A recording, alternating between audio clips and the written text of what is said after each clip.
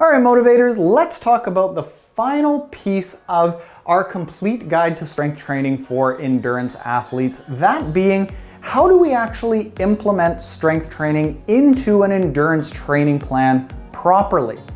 That is a big part of pulling all of this together. You can understand what you might expect to achieve, what the science is, what the risks and the errors are, what exercises to do. But if you don't know how to properly include it into an endurance training plan, everything's going to go out the window.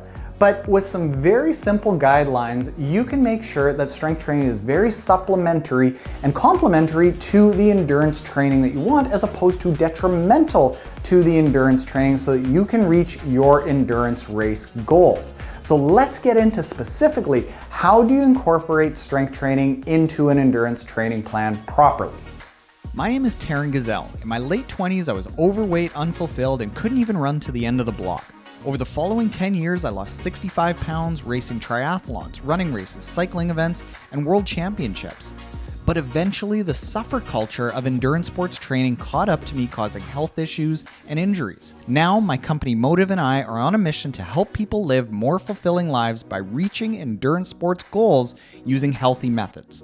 We can all kill it on race day without killing our bodies. Let's do it. The last thing that ties all of this together is, how do we incorporate strength training into a plan? And there's two parts to this. It's where do we put it in a week, and where do we put it in the year? That's something that almost no coach changes, and something that almost no coach really even thinks about, but I think it's one of the most important things, is not just the weekly scheduling, but the annual scheduling. And I'm going to go into our Motive training app to show you exactly what I'm talking about. So this is our Motive training app, where you can get all of your endurance training plans for triathlons, cycling races, running races, swim runs, duathlons. It takes care of all of the endurance training and then coordinates the strength training on top of it. I'm gonna go into the training plan for the settings. This is the baseline training plan. This is like base building season, this is off season. This is when you're not in a specific race, how do we set up a week? So I'm gonna edit the baseline training plan, and we'll take it to, let's say, about 8-9 hours a week. This is, I think, really good for a baseline amount of training. And let's just focus on the strength training. This is going to give you a good idea of where we put it throughout the week. So you can see that strength session number 1 is paired with an otherwise intense workout, the intense bike. Strength session number 2 is paired with an otherwise intense workout, the steady bike. Strength session number 3 is paired with another key bike. It doesn't have to be paired with a bike, but the big thing here is that we have strength on Tuesday, Thursday, and Saturday. It's spread out a little bit throughout the week, so that you're just dripping the doses throughout the week and you're letting your body recover a little bit, and you're pairing it with an otherwise intense day. That's what you want to do. So whether you're doing 2 strength sessions a week, 3 strength sessions a week, 1 strength session a week, you want to do those strength sessions with an otherwise intense day. This is getting into allowing your body to be rested on the rest days and work on the work days. If you put your strength session into a rest day, that rest day all of a sudden isn't rest anymore. It is all of a sudden another on day, leading you to a higher likelihood of getting injured. While we've got this base training plan up, we can also talk about how do we schedule things on an annual basis. So remember, this is a base training plan. This is while I'm not focusing on a race. And you might say, oh, okay, 3 strength sessions. That's what I should do every single week. Well, yes, I think that that is an excellent thing to do for your training when you're in a base training plan. It's going to be supplementary, because when you're doing base training, your endurance training is all not very intense. So you can put more of those intense effort levels into strength training.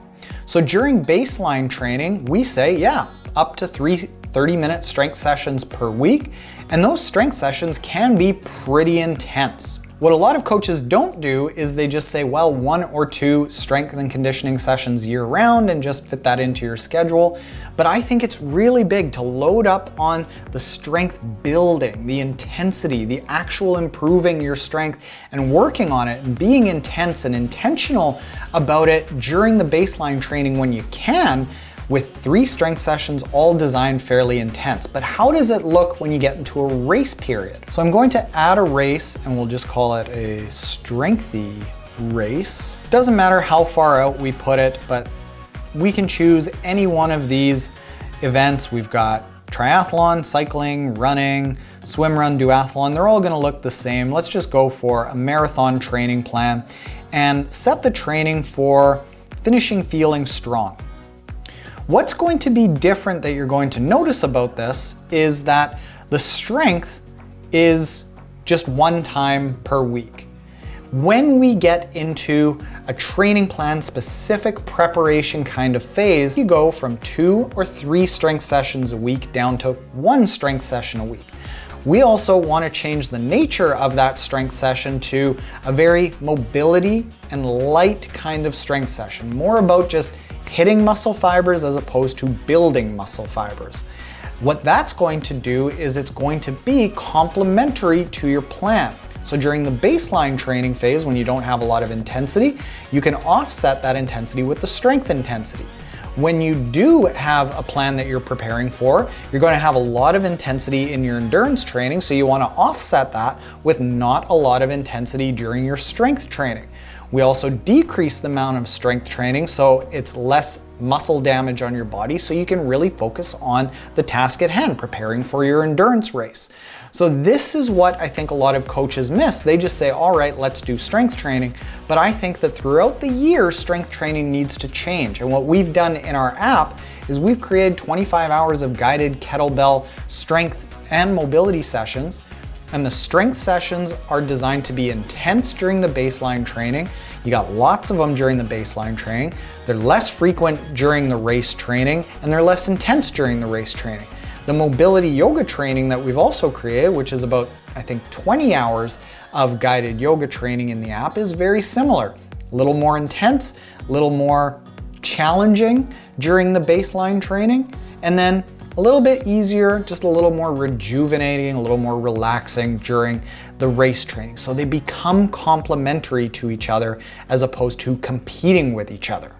And I think that is a huge, huge key that a lot of coaches are really missing out on. And it's one of the things that we hear from people constantly throughout our app. We don't hear, wow, the strength workouts are really challenging, or, oh, you know, I really got to buckle down. They say, the strength makes me feel good. As opposed to feeling beat up from it, they feel rejuvenated, they feel better, they feel like they're aging better, they feel like they're able to function better. We were on a call with some of our athletes this morning where one of our athletes was saying, I've just been doing it for a few weeks and my range of motion has opened up completely and I can handle all of these weights so much better. My body just feels stronger. That's what we want. We want you to feel good from your strength training in addition to performing well in your race. Hey Motivator, thank you for watching this clip of how to incorporate strength training into an endurance training plan.